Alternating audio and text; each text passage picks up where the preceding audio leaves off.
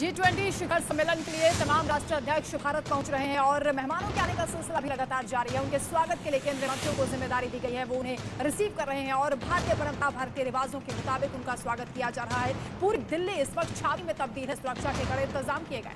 तो फ्रांस के राष्ट्रपति इमैनुअल मैक्रों थोड़ी देर के बाद दिल्ली पहुंचेंगे। वहीं अमेरिकी राष्ट्रपति जो बाइडेन ठीक शाम को 6:55 पर दिल्ली आ रहे हैं और सबसे अहम बात है कि दिल्ली पूरी तरह से तैयार है, सुरक्षा के पुख्ता इंतजाम किए गए हैं और मंडपम देश के अगले 48 घंटों तक बल्कि पूरी दुनिया का सबसे शक्तिशाली केंद्र रहने वाला है, क्योंकि बड़े बड़े देशों के राष्ट्राध्यक्ष इस मंडपम के नीचे जुटेंगे।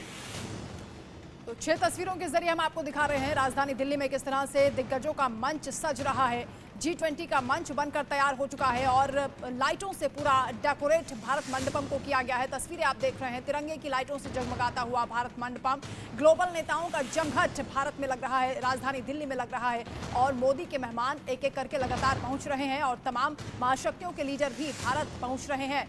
भारत की शान पूरी दुनिया देख रही है। मोदी और बाइडेन की मुलाकात पर सबसे ज्यादा नजरें टिकी हुई हैं, क्योंकि इन संबंधों को और ज्यादा प्रगाढ़ करने की कोशिश की जाएगी, क्योंकि जो बाइडेन भी बेहद उत्साहित हैं प्रधानमंत्री मोदी से मिलने के लिए। द्विपक्षीय वार्ता भी उनके साथ की जाएगी। हालांकि 15 देशों के साथ बायलैटरल पीएम मोदी का होने वाला है। तमाम मुद्दों को लेकर चर्चा की जाएगी और G20 सम्मेलन क्योंकि भारत में हो रहा है और भारत इसकी अध्यक्षता कर रहा है, मेहमान नवाजी में कोई कसर ना रहे, इसकी पूरी कोशिश की जा रही है।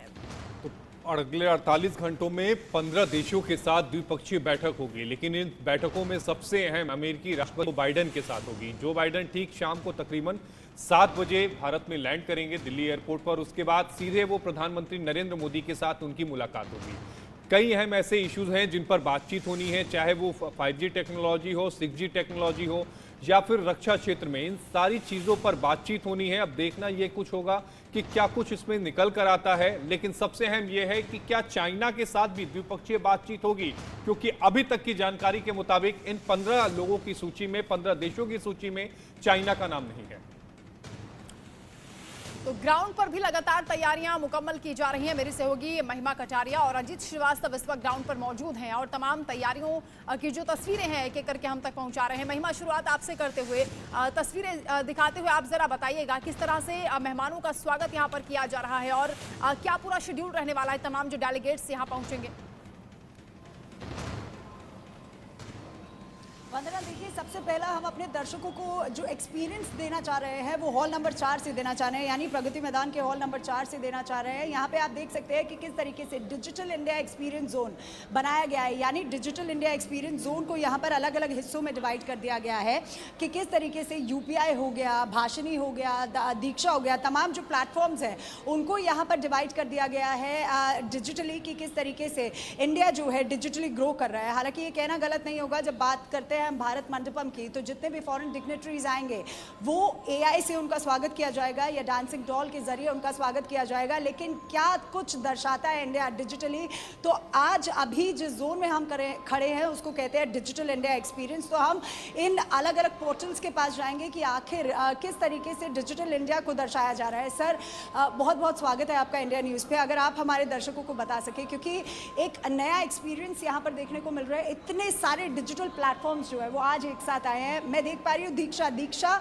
जनरली एक एजुकेशन डोमेन, कहना इसे गलत नहीं होगा, एजुकेशन डोमेन है। आप किस तरीके से ये डिजिटली इक्विप्ड है, ये जानने के लिए, खास बातचीत करने के लिए हमारे पास यहाँ से दीक्षा की टीम मौजूद है, उनसे बात करते हैं। सर, क्या कुछ खास है?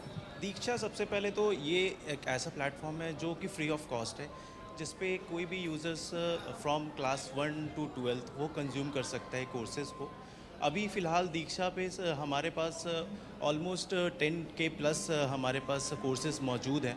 उसके अलावा अभी जो हमारे लर्निंग सेशंस हैं वो ऑलमोस्ट 138 लर्निंग सेशन ऑलरेडी हो चुके हैं इस पे मिलियन, और 169 million candidate users already onboarded हो चुके हैं, जिनमें से 7 मिलियन टीचर्स भी हैं। जो हमारा एक प्रोग्राम हुआ था निष्ठा, जिसमें टीचर ट्रेनिंग प्रोग्राम थी, जिसके महिमा, उनसे डिजिटल इंडिया एक्सपीरियंस के बारे में पूछे। अपना कोर्सेज कंप्लीट करते हैं, उसके साथ साथ फिर बिल्कुल, देखिए आशीष जी, आपने सही बात की, क्योंकि यहाँ पर ये डिजिटली बात कर रहे हैं कि किस तरीके से इतने मिलियन जो लोग हैं वो यहाँ पर जुड़ चुके हैं। सर, आप अगर डिजिटली कुछ दिखा सके हमारे दर्शकों को, क्योंकि आज तक जब मेरा पढ़ाई करने का दौर था तो डिजिटली इतना इक्विप नहीं था, लेकिन हम दर्शकों को दिखाना चाहेंगे कि क्लास फर्स्ट से लेके 12th स्टैंडर्ड तक किस तरीके से डिजिटली कितने खूबसूरती से ये बनाया गया है, वो सब दिखाइए।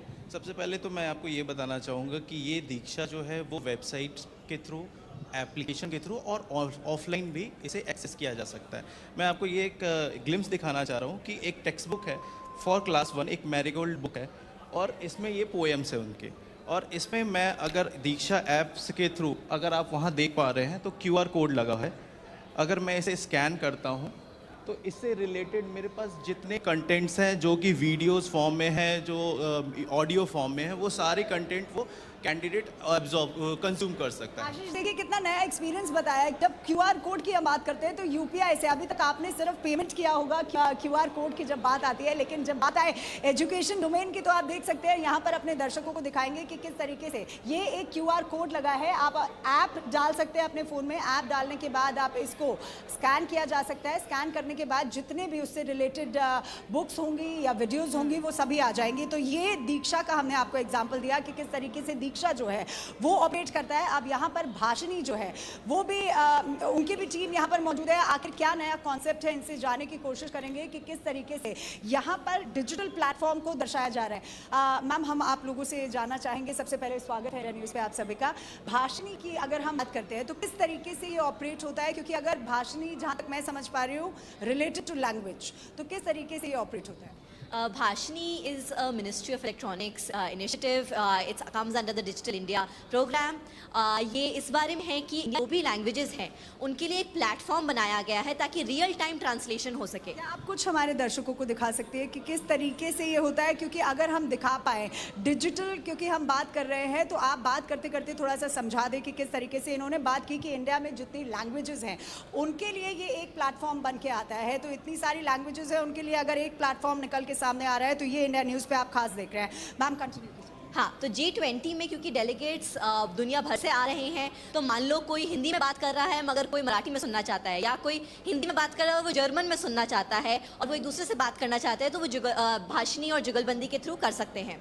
ये डेमो अब प्रिया आप ऑलरेडी आपको डेमो दिखाएंगे एक। मैम, अगर आप ये डेमो दिखा सके कि किस तरीके से होता है, शुरुआत की जाए। All right. So, for example, delegates will be coming from different countries. ठीक है, डेलीगेट्स की भी अगर हम बात ना करें, हम अपनी कंट्री की भी बात करें, तो हमारे पास कम से कम 22 शेड्यूल लैंग्वेजेस हैं। करंटली हम आपको 11 लैंग्वेजेस में ट्रांसलेशन कर सकते हैं। अगर मैं फ्रांस से हूँ, आप जर्मनी से हैं, हम दोनों का कम्युनिकेशन में बैरियर होगा। इसका सोल्यूशन है स्पीच टू स्पीच ट्रांसलेशन। अगर आप वो कुछ करके दिखा सके कि किस तरीके से कर सकते हैं इसको हम। 1 सेकेंड। सो मेरी कलीग हैं, हम बेसिक हिंदी और इंग्लिश से स्टार्ट करते हैं। मेरी कलीग यहाँ पे आपसे बात करेंगी।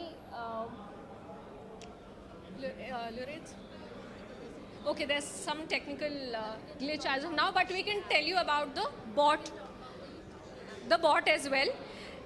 2 use cases हम यहाँ पे प्रेजेंट कर रहे हैं। 1 is of course the speech to speech, 2nd is the bot. क्या इसकी कोई ऐप है, किस तरीके से इसको ऑपरेट किया जाएगा, अगर आप ये बता सके? क्योंकि भाषिनी, अगर जहाँ तक हम समझ रहे हैं, दर्शकों को समझाने की कोशिश कर रहे हैं, तो लैंग्वेज, आशीष और वंदना, अगर हम ये समझाने की कोशिश कर पाए दर्शकों को कि कितना एक इम्पॉर्टेंस है। अगर G20 की हम बात करते हैं तो G20 में डिजिटल इंडिया या टेक्नोलॉजी कितना आगे बढ़ गई है। क्योंकि जब बात आती थी इंडिया की तो लोग हालांकि प्रिमिटिव बोल देते थे, लेकिन अब जब बात आई टेक्नोलॉजी की, तो अगर आप फ्रांस से और मैं इंडिया से हूँ, जो लैंग्वेज बैरियर है वो इसके जरिए खत्म हो जाएगा। तो किस तरीके की ऐप जो है यहाँ पे देखने को मिलेगी? हमारे पास एक भाषिनी ऐप है। We have a Bhashini app जो कि इंडियन लैंग्वेजेस के लिए हम बनाए गए हैं, इंडियन सिटीजन्स के लिए। There are 3 features: text, converse and voice. Text में से हम यहाँ पे हम सेलेक्ट करेंगे कि कौन से लैंग्वेजेस में हमें करनी है। जैसे कि फॉर एग्जांपल मैंने हिंदी सेलेक्ट किया है और अगर मुझे इंग्लिश में ट्रांसलेट करनी है तो मुझे इंग्लिश सेलेक्ट करनी है। सो नाउ अगर मैं यहाँ पे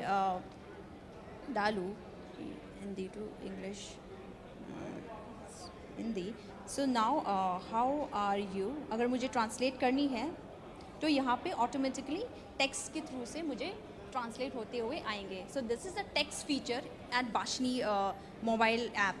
सो we also have a converse feature converse feature में आप बात कर सकते हो, जैसे इंग्लिश में। ये देखिए कितना अनोखा फीचर यहाँ पे हम दिखा रहे हैं कि किस तरीके से यहाँ पे ऑडियो जो है वो भी यहाँ पर जाएगा। अगर आप हमारे दर्शकों को इस तरीके से कुछ अपना सर कैमरे को आप थोड़ा इधर ले आइए। बिल्कुल बिल्कुल।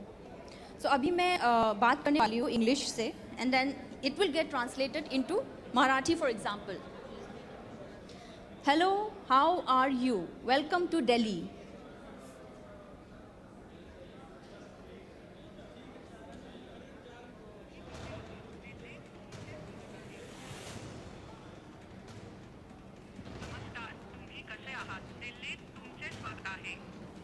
तो आपने देखा कि किस ये तरीके से बेहतरीन है text महिमा, मुझे और लगता है कि आप ये conversation सीख यहाँ के पर आइएगा। देख आप सकते हैं, जितने किस स्टॉल्स तरीके वहां से पर आप ये- देख रही है ना, तो इन सारे स्टॉल्स की जो जो खूबियां हैं वो सीख कर आइएगा और मुझे और वंदना को ऑफिस में आके समझाइएगा और हमारे फोन में भी वो सारी चीजें डाउनलोड कराइएगा। क्यों वंदना? बिल्कुल।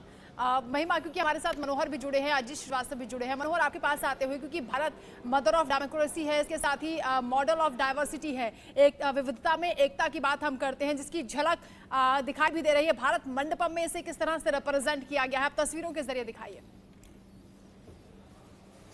देखिए, बिल्कुल मैं अभी हॉल नंबर 5 में खड़ा हूँ और इंटरनेशनल मीडिया सेंटर है। पूरा भारत मंडपम एक मिनी इंडिया बन चुका है। मैं अपने कैमरा पर्सन दिनेश ठाकुर को कहूँगा कि वो बताएं और दिखाएं भी अपने कैमरे की नज़र से। ये आप देखिए, जब आप इंटरनेशनल मीडिया सेंटर में एंटर करेंगे तो आपको एक ऐसा कटआउट दिखेगा जिसके चारों ओर भारत की जो संस्कृति है उसकी झलक है। डांसिंग गर्ल्स साइड में है, शहनाई बजाती हुई एक नारी है, और उसके बाद आप आगे बढ़ेंगे तो आपको एक पैनल दिखेगा जो एलईडी पैनल है जिसमें इंटरनेशनल मीडिया सेंटर लिखा हुआ है। लेकिन सबसे बड़ी बात है ना कि जब आप देखते हैं तो आपको सबसे पहले आंखों से एहसास करना पड़ता है। आंखों से जब आप देखते हैं तो ये आप देखिए, हमारी गौ माता सबसे पहले आती है और गौ माता की तस्वीर आती है। गौ माता हमारे लिए कितना इंपॉर्टेंट है। उसके बाद आप ये देखिए, 3 ये कलाकृतियां हैं। इन कलाकृतियों के दिखाने के बाद जो है सो आगे हम बढ़ेंगे और आप देखिए ये जो फिशेस हैं, जो एक नेचुरल, जो हम ओशियंस की बात करते हैं, क्लाइमेट चेंज की बात करते हैं, उसके बाद ये हमारे देखिए भारत की मिथिला पेंटिंग नजर आती है और सब मिल करके आप देखिए लोटस जो भारत का फूल है वो दिखता है। और उसके बाद सब एक साथ मिल करके अब G20 ग्लोब बन जाता है। और उसके बाद जब आप एंटर करेंगे, देखिए ये खूबसूरत नज़ारा है आशीष। आप ये देखिए, भारत 2023 इंडिया वसुधैव कुटुंबकम, one earth, one family, one future, इसका नज़ारा यहाँ पर दिखता है जैसे ही आप एंटर करेंगे। और आप देखिए, कहा जा रहा है ना मदर ऑफ डेमोक्रेसी हम क्यों कहते हैं, क्यों हम पूरे अपने जो पुरातत्वकालीन चीज़ें हैं, जो हमारी ऐतिहासिक चीज़ें हैं, उनको हम डिजिटली अपने तमाम मेहमानों को दिखाने की कोशिश करते हैं। यहाँ पर आप देखिए 4 डिजिटल पैनल्स लगे हुए हैं जिसमें आपको विस्तृत जानकारी दी गई है कि ये क्या है। ये आप देखिए, पब्लिक पार्टिसिपेंट्स इन द वैदिक एरा, वैदिक एरा में किस तरह से हमारे वेद रहा, किस तरह से हम आगे बढ़े, किस तरह से सनातन धर्म आगे बढ़ा, इसकी यहाँ पर जानकारी है। और देखिए, Bharat the mother of democracy है, सबसे बड़ी डेमोक्रेसी भारत की कही जाती है। तो वैदिक काल के बारे में इस में जानकारी है। उसके बाद जिसकी चर्चा हम पहले भी कर चुके हैं कि 2019 तक भारत में जिस तरह फ्री और फेयर इलेक्शन हुआ, लोकतंत्र के लिए जो चुनाव हुआ, उसके बारे में इस पैनल में डिटेल से जानकारी दी जा रही है कि आखिरकार हम किस तरह से आगे बढ़ते हैं, किस तरह से सभी लोगों को एक साथ लेकर के चलते हैं। देखिए, Bharat the mother of democracy का मतलब ही है फ्रीडम, इक्वलिटी, एक्सेप्टेबिलिटी, तो ये लगा रहा है। और ये आप देखिए, डांसिंग गर्ल्स का जिक्र है। आर्कियोलॉजिकल सर्वे ऑफ इंडिया के डीजी भी इंडिया न्यूज़ को बता चुके हैं कि क्या इंपॉर्टेंस है, क्योंकि ये 5000 ईयर ओल्ड है। उसके बाद आप देखेंगे तो democratic legacy of a legend, उसके बारे में यहाँ पर बताया गया है। किस तरह से हम पंचायत में चुनाव करते हैं, किस तरह से ग्राउंड रूट में केंद्र सरकार की योजनाओं को पहुंचाते हैं। और इससे पहले जब मॉडर्न हिस्ट्री या उससे पहले की अगर हम बात करें तो क्या रहा, ये आप देखिए कॉन्स्टिट्यूशन ऑफ इंडिया, भारत का संविधान क्या बतलाता है, किस तरह से member of constituent assembly of India 1950 में रहा, इसकी पूरी जानकारी इसमें दी गई है। इसी तरह जब हम आगे अंदर सेंटर की ओर बढ़ेंगे तो आपको एक अलग एहसास होगा, क्योंकि ये दुनिया का सबसे बड़ा कन्वेंशन सेंटर है जहां महाशक्तियों का मिलन होने जा रहा है। और इसके लिए भारत जो है सो बाहें फैला करके स्वागत के लिए तैयार हैं। और हम वो एक एक पल की जानकारी दे रहे हैं कि आखिरकार क्यों खास है, क्यों भारत जब अध्यक्षता कर रहा है तो अपने अतिथियों का स्वागत कैसे करता है। आपने बताया किस तरह से डिजिटली रिप्रेजेंट किया गया है कि भारत के लोकतांत्रिक इतिहास को कैसे यहाँ पर बताया जाए।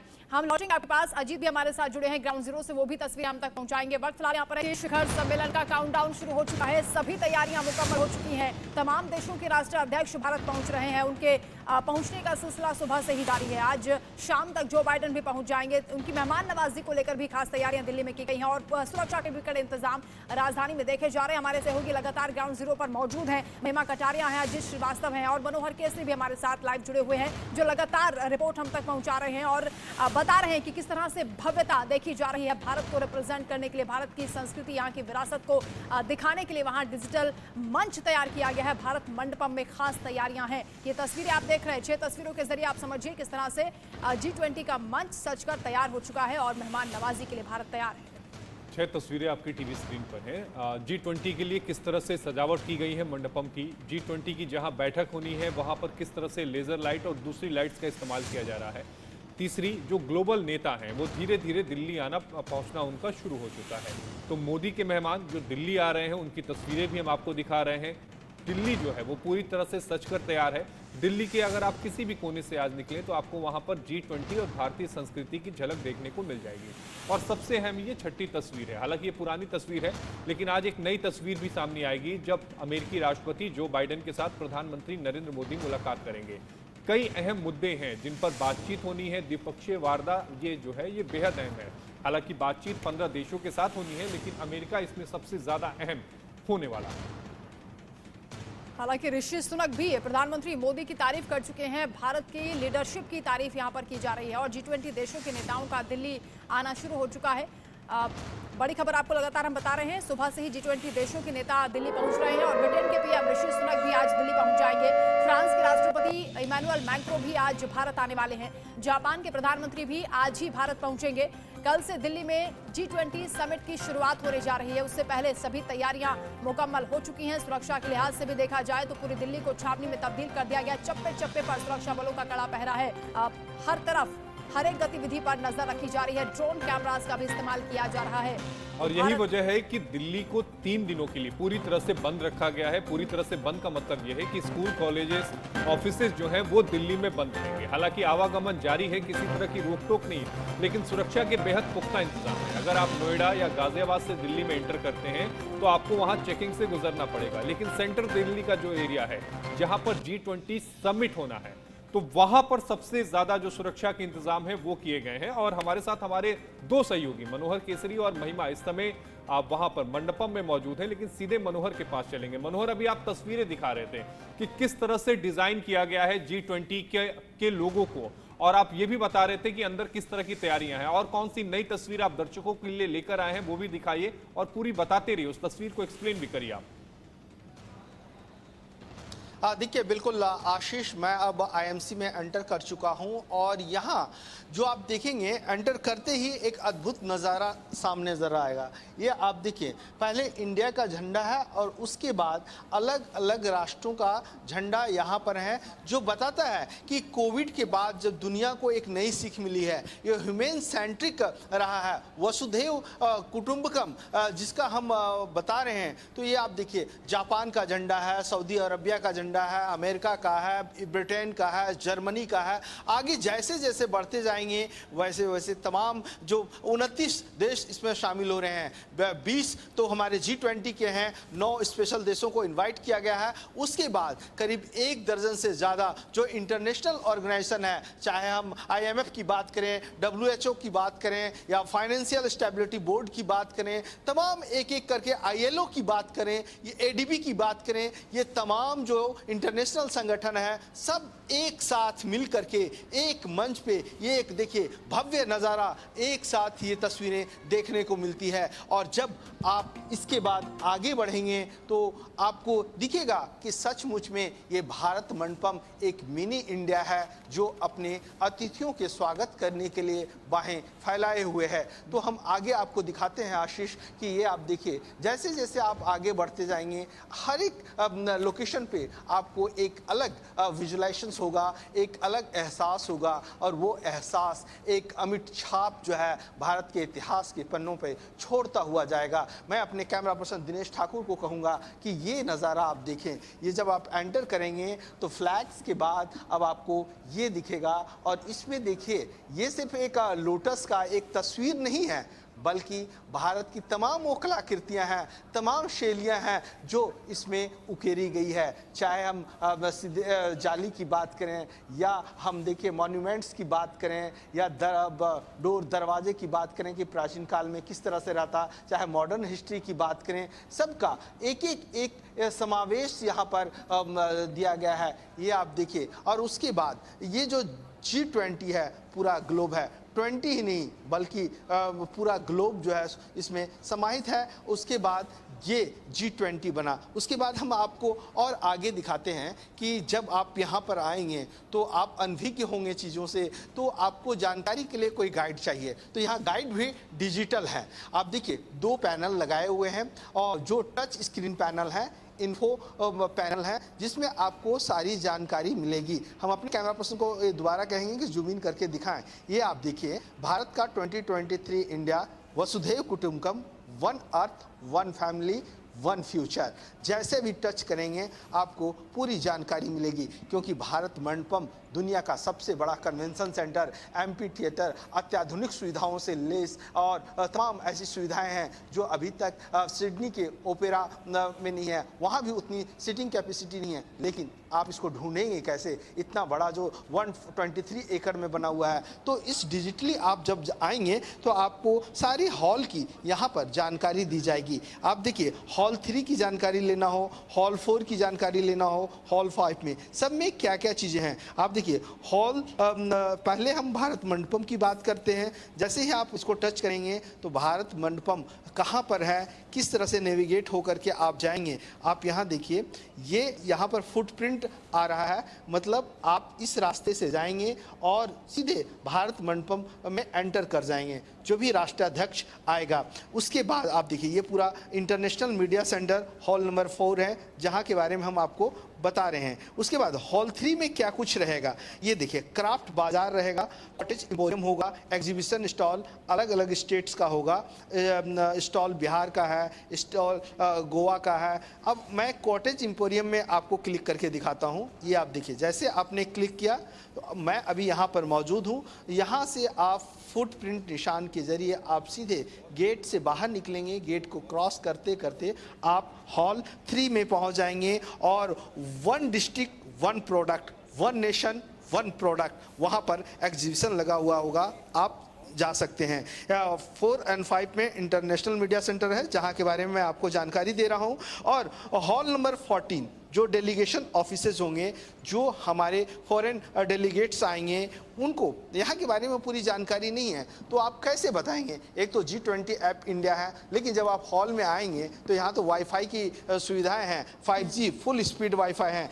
लेकिन अब जब आप इन्फो सिस्टम से जाएंगे तो आप देखिए टच करते ही आपको यहाँ पर उस एरिया के बारे में जानकारी मिलेगी क्योंकि सारे ऑफिसेज का एक अलग नाम दिया गया है। और आप देखिए यहाँ पर जो जिसकी चर्चा मैं कर रहा था आईएमसी तकनीक के जरिए यहाँ पर समझाया गया है, किसी भी तरह की कंफ्यूजन ना हो, बड़ी आसानी से पूरे भारत मंडप की जानकारी इस पर दी गई है। आप बने रहिए हमारे साथ। महिमा कटारिया भी लगातार सहयोगी हमारे साथ जुड़ी हैं। महिमा, आपने पहले डिजिटल प्लेटफॉर्म्स का जिक्र किया, तमाम तस्वीरें हम तक पहुंचाई, और अभी क्या क्या तस्वीरें आप दिखाना चाहेंगे, क्योंकि लगातार आप यहाँ पर ग्राउंड जीरो पर हैं, कवर कर रही हैं और आप देख रही हैं, अपने अनुभव को भी साझा कीजिए।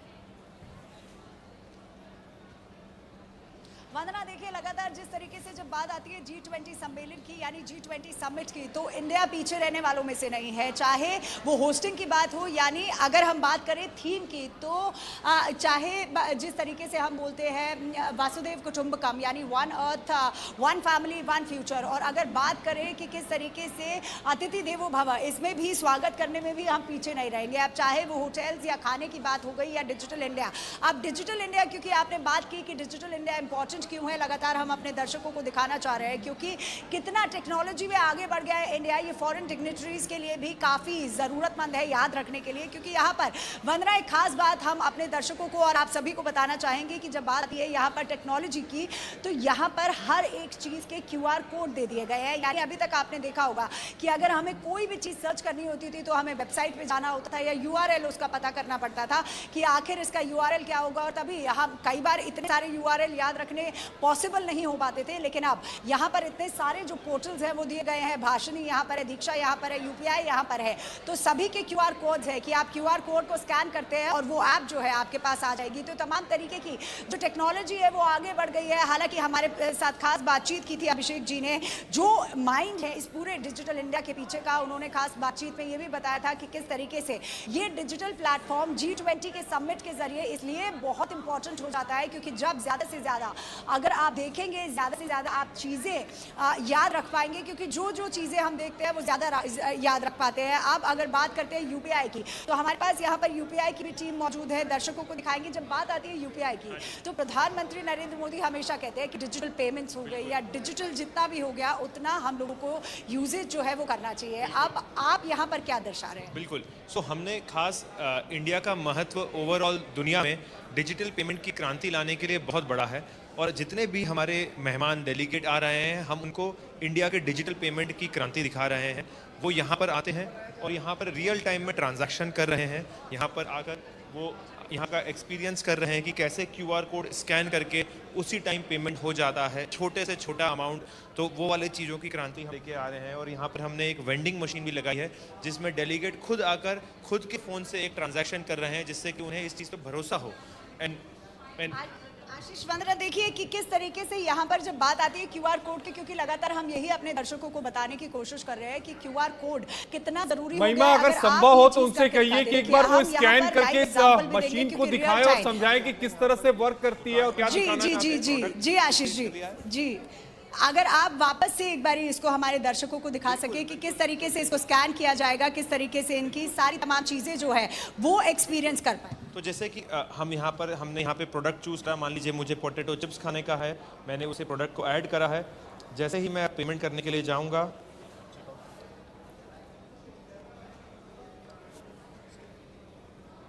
इसी टाइम पर एक QR कोड आ जाएगा। मैं अपने फ़ोन से ऐप इसको स्कैन करके उसी टाइम पेमेंट करूँगा।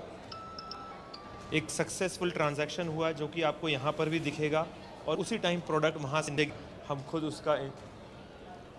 तो आप देख सकते हैं आशीष, इन्होंने अभी यहाँ पर पेमेंट्स की है। पेमेंट करने के बाद जो प्रोडक्ट ये है वो ये बेहतरीन है महिमा, क्योंकि अभी तक हम एयरपोर्ट पे जाते थे तो हमें याद है कि हमें 10 या 20 का जो नोट था वो डालना पड़ता था मशीन में, और उसके बाद जो प्रोडक्ट होते थे वो बाहर आते थे। लेकिन ये एक नई चीज है, एक नई शुरुआत है, क्योंकि ज्यादातर जो पेमेंट होते हैं वो डिजिटली लोग पेमेंट करते हैं। तो ऐसे में बेहद खूबसूरत इंडिया की छवि अंतर्राष्ट्रीय स्तर पर पहुंचेगी। बिल्कुल, और डिजिटल क्रांति का युग है, भारत डिजिटल होने की ओर बढ़ रहा है, और इसके साथ ही G20 की मेजबानी भारत कर रहा है। ये भारत के लिए बहुत बड़ी बात है, बहुत बड़ा मौका है, और पूरी दुनिया की निगाहें क्योंकि भारत पर टिकी हुई हैं। भारत G20 की अध्यक्षता के साथ साथ मेहमानों की मेहमान नवाजी को लेकर भी पूरी दुनिया देख रही है कि किस तरह से भारत अपनी संस्कृति, अपनी परंपरा को बनाए हुए है। भारतीय रिवाजों के मुताबिक उनका स्वागत किया जाएगा। तो सभी तैयारियां मुकम्मल हैं। मनोहर और महिमा, आप बने रहिए हमारे साथ, आगे भी लौटेंगे आपके पास। यहाँ रुकना एक